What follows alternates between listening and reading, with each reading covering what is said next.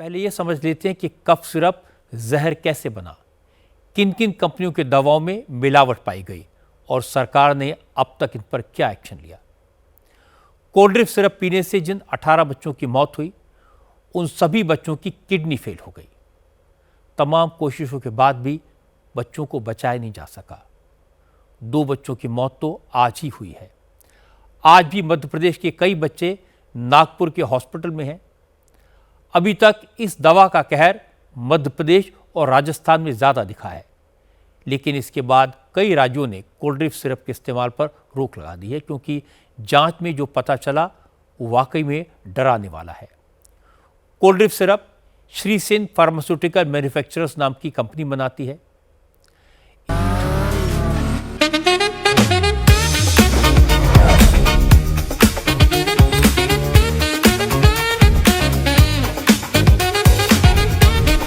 Pure technology that is built for your every sense. Acer Pure from Acer. इस दवा का production Tamil Nadu के कांचीपुरम में होता है। इस यूनिट की जांच करने जो टीम पहुंची, उसने फैक्ट्री का हाल देखा तो अफसर भी सख्ते में आ गए, हैरान रह गए। कंपनी में दवा बनाने के किसी भी नियम कायदे का पालन नहीं हो रहा था। केमिकल्स के ड्रम्स खुले में पड़े थे, कोई टेस्टिंग लैब नहीं थी, क्वालिटी कंट्रोल का कोई सिस्टम नहीं था, ट्रेंड स्टाफ तक नहीं था। दवा बनाने के लिए जिस पानी का इस्तेमाल किया जा रहा था वो भी सामान्य ग्राउंड वाटर था। दवा बनाने के लिए जिस केमिकल का इस्तेमाल किया जा रहा था वो फार्मास्यूटिकल यूज के लिए होता ही नहीं। ये केमिकल खुले बाजार से बिना किसी जांच परख के खरीदा गया था। जिस जगह पर दवा बन रही थी वहां कीड़े मकोड़े, मक्खी मच्छर और चूहों का राज था। ये सब देखकर अधिकारी सन्न रह गए।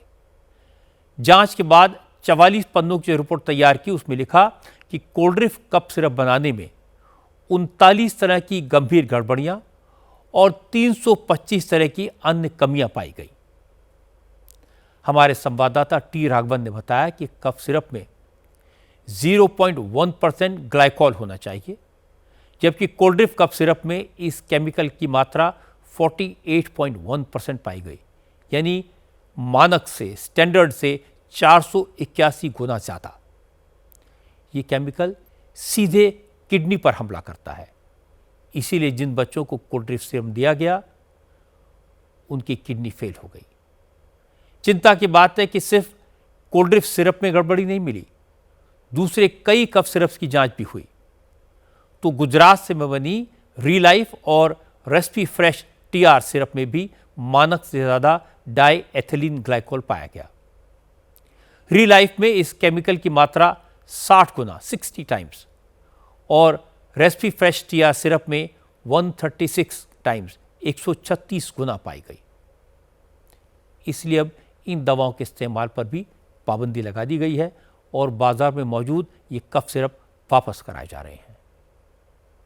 गुजरात सरकार और जो मध्य प्रदेश की सरकार ने भी हमें बताया गया कि इसकी जांच करते हुए 2 कंपनियों का नाम है शेप फार्मा और दूसरी कंपनी है रेंडेक्स फार्मा। एक सुरेंद्रनगर में है और दूसरी अहमदाबाद में। उसमें ये दवाएं बना के वहां पर सप्लाई की गई थी और वहां ये दवाएं नॉट स्टैंडर्ड जाहिर हुई। इसकी वजह से हमने भी यहाँ करीबन 624 जितनी कंपनियां ओरल मेडिसिन, लिक्विड मेडिसिन जो बच्चों के लिए बनाती है, सभी कंपनियों में हमने जांच चालू की है। और साथ में जो ये 2 कंपनी है, ये सुरेंद्रनगर वाली और ये अहमदाबाद वाली, दोनों को हमने प्रतिबंधित किया है। उनके पूरे प्रोडक्शन को बंद करने के आदेश भी दे दिए गए। और साथ में ये 2 कंपनियों ने जितना भी ये प्रोडक्शन किया हुआ माल जो बाजार में गया है कफ सिरप वाला, वो पूरा रिकॉल करने के लिए बोल दिया गया है। और साथ में केमिस्ट जो एसोसिएशन है, केमिस्ट जो ड्रगिस्ट है, उन सबको भी ये माल न बेचने की भी हिदायत दी गई है और उसको भी ये माल जल्द से जल्द वापस उसको कलेक्ट करने के लिए सूचनाएं जारी की गई। सबके मन में एक सवाल जरूर आता है कि इन कंपनियों को इस तरह की मिलावट करने की क्या जरूरत पड़ी।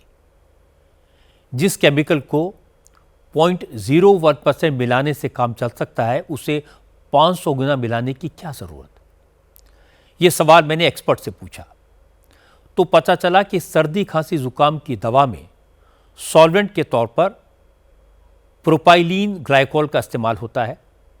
दवाओं को बनाने वाली कंपनियों में ये काम आने वाला केमिकल फार्मा ग्रेड का होता है, महंगा होता है, कई तरह की जांच से गुजरता है।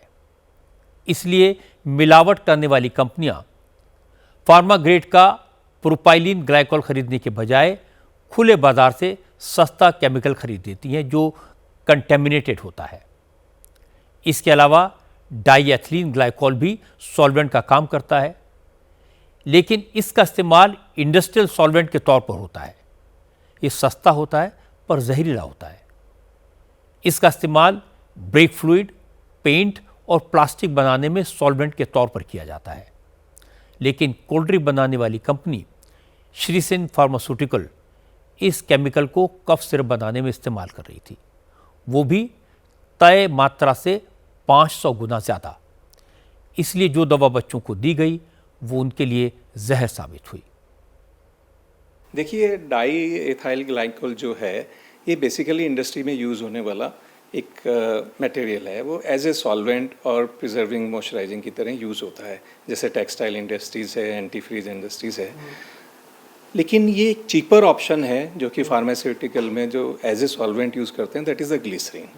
तो क्योंकि ग्लिसरीन से थोड़ा चीपर है ये, इसलिए कंपनी शायद अपने मुनाफे के लिए इसको यूज़ करती होंगी। बिल्कुल, ये ह्यूमन कंजप्शन के लिए नहीं है। अगर ये किसी एक मात्रा से ज़्यादा या किसी चीज़ में मिला के अगर ये ह्यूमन कोई कंज्यूम करता है तो मेन इफ़ेक्ट इसका किडनी पे पड़ता है। किडनी फेल होने के चांसेस होते हैं, न्यूरोटॉक्सिक भी हो सकता है और डेथ भी हो सकती है, जैसा हमने देखा है।